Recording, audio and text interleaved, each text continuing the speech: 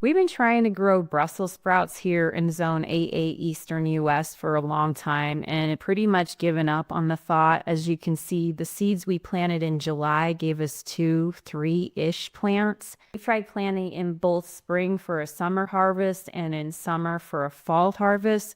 But like I say, gardening is a gamble, so you never know what's going to be on the other end of that seed. It's that time we're starting to clean out the beds and prep them for early spring planting. And my goal was to just pull these out of the ground and put straight in the compost, but looky what I found.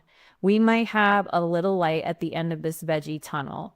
Some of these are pretty small and others might have been on the stalk for too long, so they might be woody, but I'm ready to give them a shot. I checked for bugs, worms, disease, and these ones made the cut. We might reconsider planting Brussels again. What are some of the ways that you've been successful in growing Brussels sprouts? Leave your comments below to help us know how we can improve growing this vegetable, and subscribe, click notify for more Gambling Gardeners content.